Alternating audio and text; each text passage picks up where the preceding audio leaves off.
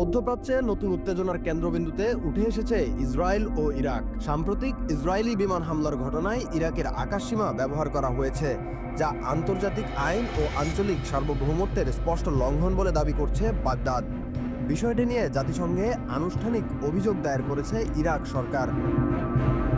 13 June রাতে যুক্তরাষ্ট্রের পরোক্ষ সম্মতির পর ইরানের উপর অপারেশন রাইজিং লায়ন নামে একটি ভয়াবহ বিমান হামলা চালায় ইসরায়েল। এই হামলায় ইরানের বেশ কয়েকটি গুরুত্বপূর্ণ সামরিক ও পরমাণু স্থাপনায় আঘাত হানা হয়। তেহরানের দাবি এটি ছিল এক ধরনের রাষ্ট্রীয় সন্ত্রাসবাদ। কিন্তু হামলার পর আরও বিতর্ক সৃষ্টি হয় যখন জানা যায় ইরাকের অনুমতি না নিয়েই ইসরায়েলি যুদ্ধবিমানগুলো ইরাকের আকাশপথ ব্যবহার করেছে।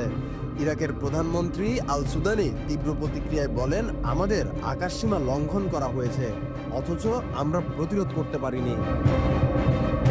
বিবিসি ফার্সিকে দেওয়া এক সাক্ষাৎকারে আল সুদানি আরও জানান, ইরাক আগে থেকেই আকাশ প্রতিরক্ষায় দুর্বল ছিল এবং এই ঘাটতি তারা পূরণ করতে চেয়েছিল রাশিয়ার কাছ থেকে অস্ত্র কিনে। কিন্তু যুক্তরাষ্ট্রের সরাসরি বাধায় সেই পরিকল্পনা বাস্তবায়ন হয়নি। পর্যবেক্ষকরা বলছেন, এই ঘটনার মাধ্যমে ইরাক একদিকে ইসরায়েলের বিরুদ্ধে দাঁড়িয়েছে, অন্যদিকে যুক্তরাষ্ট্রের ভূমিকাকেও পরোক্ষভাবে প্রশ্নবিদ্ধ করেছে।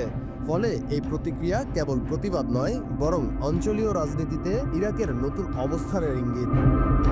অন্যদিকে ইসরায়েলের উদ্দেশ্যে এক কৌশলগত বার্তা দিয়েছেন প্রধানমন্ত্রী আল সুদানি। তিনি বলেন, ইরানের নেতৃত্ব জনগণের সঙ্গে এতটাই ঐক্যবদ্ধ যে যুদ্ধের সময় এমনকি বিরোধীরাও সরকারের পাশে দাঁড়ায়। এই ঐক্য কেউ ভাঙতে পারবে না। এই বক্তব্য শুধু ইরান প্রীতির বহিঃপ্রকাশ নয়, বরং তা ইসরায়েলকে সতর্ক সংকেত। কারণ আঞ্চলিক ঐক্য এবং প্রতিরোধের নতুন এই জোট গঠনের বার্তা এখন স্পষ্ট হয়ে উঠছে। ইতোমধ্যেই ইরাক জাতিসংঘে আনুষ্ঠানিক অভিযোগ দায়ের করেছে এবং আন্তর্জাতিক আইন অনুসারে ইসরায়েলের বিরুদ্ধে বিচার চেয়েছে। ইরাকের পার্লামেন্টারি সিকিউরিটি অ্যান্ড ডিফেন্স কমিটির প্রধান বলছেন, এটি শুধু প্রতিবাদ নয়, বরং আন্তর্জাতিক অঙ্গনে ন্যায় বিচার প্রতিষ্ঠার লড়াই। বিশ্লেষকদের মতে ইরাক, ইরান এবং সিরিয়ার মধ্যে প্রতিরক্ষা সমন্বয় জোরালো হচ্ছে। এই ত্রিপক্ষীয় ঐক্য যদি রাজনৈতিক কাঠামোতে রূপ নেয়, তাহলে তা মধ্যপ্রাচ্যে ইসরায়েলের জন্য এক নতুন কৌশলগত চ্যালেঞ্জ হয়ে দাঁড়াতে পারে।